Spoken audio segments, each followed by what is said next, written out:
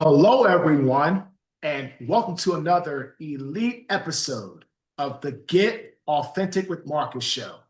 I'm your host, Marques Ogden. On today's episode, we are joined by Mr. Cliff Nonnenmacher. But before we bring up Cliff to the stage, I want to thank one of our amazing sponsors. This episode is sponsored by the Fran Dream. My story of finding control after failure, which we talked about, is just one piece of proof. This is a struggle, is for real for so many high achievers. I recently spoke with a brilliant leader, Anita Sarda. She was a top corporate executive, and she told me the moment she realized her path was wrong was when her 7-year-old son asked her the heartbreaking question, Mommy, who did you fire today? In that instant, she fully understood the legacy she was building was not the one she wanted to leave for her family. She saw the emotional cost of the work she was doing. If a top leader like Anita faced that cost and found a clear system to redefine her legacy, you can too. This is a proven path to success that honors both your ambition and your family. It's time to trade the anxiety of the hustle for the security of ownership. To get the clear plan, go to podcast.thefrandream.com/Marcus. That link is in the show notes. Again, that's podcast.thefrandream.com/Marcus. Your secure legacy starts now. Now, here he is. Cliff, how you doing today, Cliff? I'm doing good, Marcus. Thank you. Thanks for having me. Good. Good. No problem, my friend. Cliff, first question. What does the word authentic/authenticity mean to you? Yeah, it's an interesting question. I mean, you have to be you. What I've learned doing these things, being on social media, so many people want to play it safe. They want to pander to both sides. They're like nameless and faceless people. To be authentic, I think you really need to be true to yourself and you need to express your beliefs on a public platform and really stop playing it safe. I've not seen that work at all well for anyone. And it's interesting. Once I got comfortable doing that, people actually now know who you are, what you believe in, what you stand for. You actually have the belief right behind you, right? It's like, what do you believe in? Who are you? You just, and so many people just want to play it safe and they're not authentic. They're disingenuous. No one knows what they stand for. No one knows what they believe in. And guess what? No one's going to work with you. No one's going to call you. No one's going to hire you. No one even knows who you are because one minute, one minute you're red, the next minute you're blue, the next minute you're this, the next minute it's like, man, you just can't keep doing that. Pick a position and own it. And yeah, there's going to be flack for it. But what's interesting is that you'll take some shit from one side. What's amazing is how you 10x the people that are like, I get this person. I know what they believe in. They're authentic. I like them. I'm going to work with them. It's actually mind blowing. It's quite liberating to be authentic. Cliff, I really like how you reference, like, don't try to play both sides, like red or blue. And I tell people all the time, you don't have to tell me your political beliefs or your views. I respect that. Right. But whatever they are, just be to that. Don't try to go back and forth, Exactly. wishy-washy. Don't try to be somebody that wants to be liked by this group and then go over to this group talking bad about that group, trying to be liked by that group. I tell people all the time, this is who I am, right? I'm an individual that's a former athlete, that's a big guy that has double tattoo sleeves. That's who I am. I failed in business. I've lost it all. I've had to start over. I've made lots of mistakes. I have had a massive ego. I've been humbled down to making $8.25 per hour. And that's me, right? Kind of like in The Greatest Love it. Showman, like, this is me. And if you Right. don't like it, that's okay, but that's who I am. And once I started to act like that, and honestly, right, Cliff, when I started to share my troubles, my failures on Yeah. social media, my struggles in life, all these things, people started hiring us more and Exactly. more and more. What are your thoughts on that, Cliff? Exactly. I mean, I completely agree with it. I echo everything you just said. it's important. Like you have to be vulnerable. You can't be perfect. You have to be relatable, right? I mean, are you relatable? I mean, if you're not relatable to, like, maybe some people have never experienced your struggle, right? Let's just say that there's a population of people that may have not gone through. Number one, that you're in the single digit percentile to ever achieve what you've achieved in a sport athletic capacity, right? Like no one's gonna get there. Like you're talking about single digit. So yeah, I mean, your life experiences, the fact you're in the NFL, does that make you relatable? A lot of people will never be able to relate to that level of athletic performance, right? But once you humanize yourself, you become relatable when you start to share your journey, that you're not perfect, that you're right, that you do bleed, you do hurt, right? You do have some struggles, man. It just makes it so powerful, your story. And I think that's why you've become who you've become, and your show and your background, your public speaking. I mean, it's important, I don't know any other way to say it other than I think you've realized that you've crafted this persona for yourself that just works. And what's crazy is that most people won't do it. They won't do it. They can't get vulnerable. They can't share their dark secrets. They cannot do it, even though you just showed them this is the blueprint. This is what you have to do. They're like, can't do it. It's just like losing weight. Eat less, move more. Can't do it. I'm out. It's like life is not that. There's nothing more deceptive than the obvious. Well, Cliff, it's interesting. Talk about the Fran Dream, one of our partners around creating a blueprint for the franchise business. And that is a very true statement. Anita, who is very awesome, she was on our podcast. She said when her 7-year-old son asked her, who did she fire today? It was, wow, I have to change this, because if this is the legacy I'm leaving to my son, that this is who I am, this is what my life has become, then really in reality, what have I achieved? And so she wanted to get into different things. And I tell you all the time, if you're going to get into things in life, if you're going to get into business or grow or stretch out of your comfort zone, you have to be okay being honest and sharing your hardship, because people are not going to respond to you, I feel, if you're just always coming across perfect or trying to be Mr. or Mrs. Perfect, because that's not reality. Yeah, it's just not. fact. Yeah. So, Cliff, please tell us a little more about yourself and tell us about what you're doing now with your awesome. And I see you have a book behind, but we'll get into that here in a moment. Yeah, I appreciate that. Yeah. So franchising is my path, right? I was an investment banker.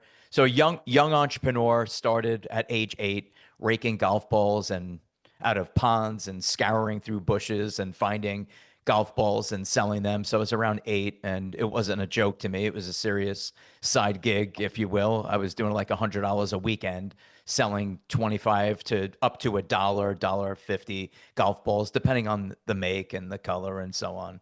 Everyone wanted the shiny balls. I'm dating myself. I'm talking about 1980s.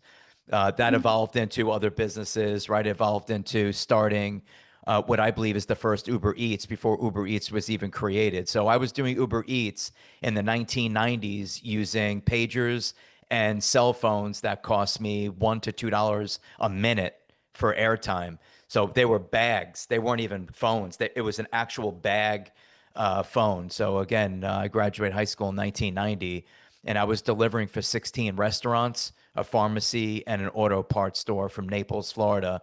I was doing 300 deliveries a day.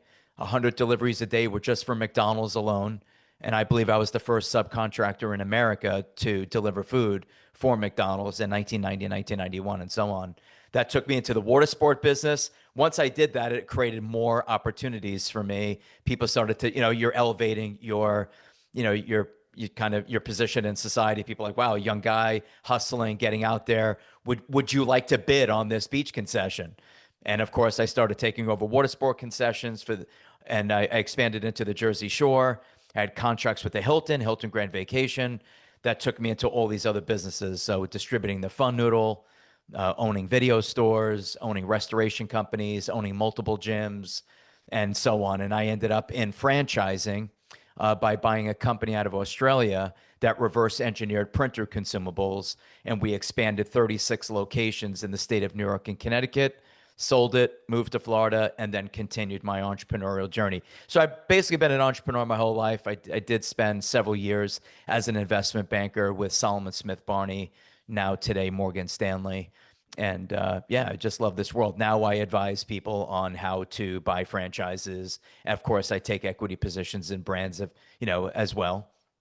So we do a multitude of things. And yes, we wrote a book that launched today. Interestingly enough, I'm on your show the 14th. It just shipped on Amazon. I'd like to proudly say that if you went on Amazon right now, we are the #1 new release on Amazon, which I could never have imagined that happening. Again, humility, being humble. I'm just a regular guy. Grew up in Long Island, and here I am, making a ton of money, writing a book, hosting a podcast. I'm on here with you. It's phenomenal. I love this. And so there's so many ways I can go, but I'm going to go the way of, let's go to your book, right? It's called Beyond the Brand. Am I saying that correct? Yes, beyond. I don't know if you could see it. Beyond the Brand. Yep, Beyond the Brand. Okay, great. So, ladies and gentlemen, Cliff talked about a lot of great things about how he's been in business. He has really found a way to solve people's problems his entire life, from the golf balls to delivering food to getting to different businesses. And really and truly, he's mastered the art of solving people's problems with his services. That's critical, because in business, if you can't solve people's problems, they won't hire you. It's not going to happen. And I tell people all the time, they are the brand, period. They're the brand, and they have to represent themselves in that capacity all day, every day. So brand, to me, there's 5 keys of a successful business, right, Cliff? There is branding, marketing, sales, operations, finance. So many people forget brand, but again, there's more than that, but you have to realize that brand is the start and then kind of move forward into things beyond the brand. Please tell us about your book and what really got you excited to write, and what people can expect to read from the Amazon's #1 bestseller. This guy came out today. Yeah, #1 new release. Yeah, new release. Yeah, it'll ultimately, hopefully, become a bestseller. But as of right now, today's the October 14th of 25. It just shipped, and thankfully, and it's on the site. If you went and looked at the book, you'll see the moniker. It'll say #1 new release, which a lot of people tell you these things. Because we hired, Forbes to do the book, and some of the stuff gets gamed like that. That's a real metric, and I'm super proud of that. So I appreciate you letting me talk about the book, and crazy that we're doing this today together. So I also want to, as a segue to what you said, I've said my entire career, people pay for 2 things. And it's actually crazy that you said what you just said, because we've not compared notes. We've not had a green room session. This is real. This is authentic. This is an authentic, no, being honest, if your audience wonders, does he speak to these people before? No. This is a real interview. I'm being caught flat-footed on questions. So I've always said this as a young age. People will pay for 2 things: solutions to problems and good feelings. What's interesting is I started my career always in good feelings. I owned a video store, good feelings. I owned parasol boats, jet ski rentals, right? Wave runner excursions, everything I did, floating on a polyneoprene, tube, the fun noodle, all good feelings. And then Cartridge World was my solve a problem. Those things are insanely expensive. Printer cartridges, we were saving people 50 cents on the dollar to refill and remanufacture with us, which is why we had 36 locations, brick and mortar, scattered about. So I completely agree with what you said. You're basically useless, or you've outlived your usefulness, if you cannot solve someone's problem or provide really good feelings, like a hotel or an excursion or a spa day. These are just good feelings. And of course, there's health and wellness in there. The reason for the book, and I appreciate the question, it was not an ego play. It was not a phase of life where it was not, and I will tell you. We started our career buying failure. So as I entered franchising, I began identifying opportunities to create wealth. And one of the opportunities was, why don't we identify solid fundamentals within a business? Okay, call it food, call it fitness, call it whatever you want, just good fundamentals from a top-down approach, and identify the people who are failing in businesses that have solid fundamentals. And what we found was fitness at the time. Fitness 2006, 7, 8, 9, 10, in that range, all we did was buy failing gyms. There's nothing wrong with the concept of a gym. There is everything wrong with a poor operator that has a small runway, a grossly undercapitalized, does not want to market, does not want to expand their financial acumen. You just went through the list. It's like, nope, bad at number 5, terrible at number 3, right? They look at your list. Most people are really probably not good at any of them. I always refer to entrepreneurs as broadly ignorant and narrowly intelligent. Broadly, they're bad at your list of 5. Narrowly, they might be good at one thing. You love food. Okay, loving food is not good enough to own a restaurant because you don't understand a P&L or a balance sheet. You don't know how to pay your staff. You don't have enough money, right? You don't know how to update your menu. You're a one-trick menu pony. Like all these things, like that one thing, that narrow focus is enough to become. So by identifying failure in franchising, we learned sitting across from the closing table, how did you get involved in this business that I'm paying you 5 to 10 cents on the dollar for? And the answers were ridiculous. They made no sense. They lacked discipline. They never should have been there in the first place. And that's why we wrote the book, is to give people a chance, a roadmap, a discipline. People, I met people and I go, who helped you negotiate your lease? Why? I don't know. You signed a straight 10-year lease with a personal guarantee for 10 years. Who does this? You've exposed all of your personal assets to paying that rent to that landlord. The shit I've seen in my career, I've been doing this now 25 years, would make your head explode. And the financial annihilation I've witnessed with people. This book gets into all the things no one wants to talk about. Fear, overcoming fear, commercial lease negotiation, protecting your family, protecting your personal assets, protecting your spouse, your children, the next generation. How do you actually hire a manager, create a sticky relationship with that manager, and incentivize them to hustle and win and achieve those KPIs? Nobody talks about this stuff. Like, no one. So we finally wrote a book for a small business owner about profit sharing plans, awarding equity, milestones, clawback provisions, personal guarantee risk, right? We talk about all the things that they really only talk about in the investment banking world where I came from. We now brought it to just small business Main Street and giving people a solid chance to win and protect their investment, non-compete, non-solicitation, all of that stuff. Job abandonment, right? What do you do when you have a manager and the manager knows they're so powerful that they go on vacation for a week, but decide to turn it into a month? Like, how do you true that up, right? It's all in the book. You know, we talk about who's buying franchises in the book, who actually buys these things, what's trending in franchising, how to hedge the risk of quantum computing, AI risk, Amazon risk, how to actually survive and think about how to best position yourself for the next decade. Right? All these things. That's why we did it. That's why we wrote the book. I think we address things that no one wants to address. And I think the book is pretty powerful. And of course, we're proud of it. You know, Cliff, I agree 1000% because I look now at our company. We do very well in each area. And when I started out, I was really probably great at sales, but that was probably, I was not good at branding. Marketing, I struggled. Operations, I was horrible. And finance, I didn't know how to look at a balance sheet.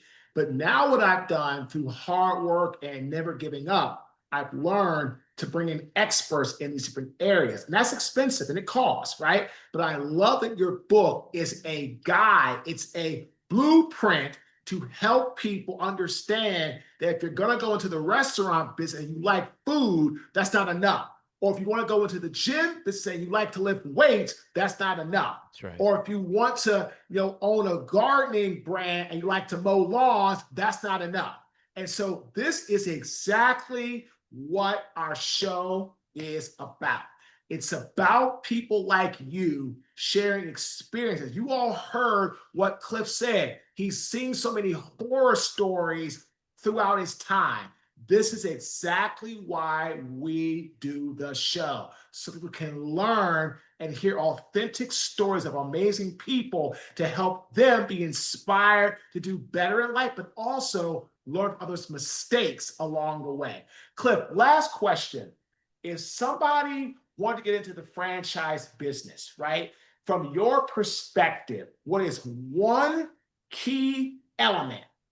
I call it an attribute, like a grit, determination, Yeah. perseverance. Like, what is one attribute, Cliff, they must possess in order to be successful and sustainable, in your opinion? Yeah, mindset. I think my answer would be mindset to literally any question you asked me about the development of another human being. If this ain't right, like nothing matters, man. It doesn't matter. You have to have the right mindset. And I truly believe that your mindset will largely determine your outcome in life. I don't care if you ask me a marital question, a friendship question, it's all mindset. It is insanely powerful, rarely discussed in terms of getting granular into, what does that mean, right? Like really getting granular into mindset and grabbing someone and say, just stop. Like someone listening right now, just stop. What are you thinking about all day long? And I know what it is. It's all doom. It's all failure. This shit works for other people. It doesn't work for me. He must be rich. His parents must have set him up. Like they have all these reasons for not executing. They have all these reasons to be paralyzed. They're perpetual podcast listeners. Stop living your life through other people on the show and start creating your own path, your own generational wealth. Just execute, do something, get off center, overcome fear. You're fearful, learn how to overcome it. And it doesn't start with reading some stupid quote that says, face everything and rise. Those quotes are horseshit. They don't work. What works is actually digging in deep on someone that has been paralyzed by fear. I mean, Eckhart Tolle is one of them. I'm a reader of Eckhart Tolle's work. This guy has written to the right of a decimal point about how specifically to overcome fear. It's people doom scroll on the internet, right? Well, they're going to stop listening to you. They're going to grab their phone. They're going to doom scroll. They're going to see everything wrong with the world. They're going to have every reason to not invest in a business. They're going to call it tariffs. They're going to dress it up and masquerade it around by timing. My lawyer said it's a bad idea. My spouse doesn't like it. It's all fear. It's all nonsense. You are mortgaging your future. So mindset will determine your outcome. That's my answer, and it's my answer for nearly any question you ask me. That's why one of our biggest keynotes is how to thrive through the eye of the storm, how to have a mindset like a bison, which charges directly into the eye of the storm. That's right. Love it. Cliff, only animal that does that. Only animal. And I'm That's a right. Howard University bison graduate. Couldn't be any better. Love Perfect. it. Cliff, how can our audience buy your book or connect with you to find out more information? The book is on Amazon. It's on Target, Books A Million, and Barnes and Noble. If they wanted to just reach out to me, and yes, they'll get me. A lot of people come on the show, right? They promote their company and they end up with some unknown quantity. Yes, you'd be working with me.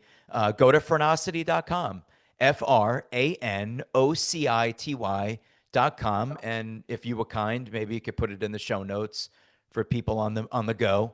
But yeah, you could just go on there, short form. My phone number's there. Simple. And our services are free. I don't even know if you know that. We don't charge for our services. We're paid like headhunters or realtors, which means we're paid by the seller, never the buyer. Love it. Ladies and gentlemen, again, go buy his book and get out there and find out more information. And it's really awesome. And so before we give the authentic tip, I want to leave you with one last thought on the unseen cost of the secure career. It's something I know firsthand. I have lived that cost. The real trap of my first failed business wasn't the financial hit.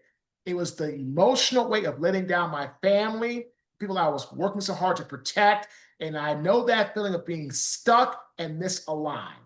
The breakthrough isn't that I learned there's a disciplined path, a clear system to rebuild and regain true control. That's what I had to learn. That was my breakthrough moment. It's not about working harder. It's about owning a proven asset that works for you. The Fran Dream provides that proven playbook, and it's all structure, due diligence, and ongoing support so you can finally build the real passive wealth for your family. This is your chance to get the clear plan. Go to podcast.thefrandream.com/Marcus to secure your blueprint for a better future. That link is right there in the show notes for you to click. Again, that's the podcast.thefrandream.com/Marcus. Start building your secure legacy today. And the authentic tip is what Cliff said. Get up, go out there, and start living your life. And again, I go by the 80-20 rule. 80% discipline creates 20% massive action. If you don't take action, nothing else matters. So again, be disciplined, and discipline creates taking massive action. Again, my name is Marques Ogden. I am the host of the Get Authentic with Marcus show. Thanks for tuning in. Have a fantastic day. Thank you, Marcus. That was great. Thank you. Awesome.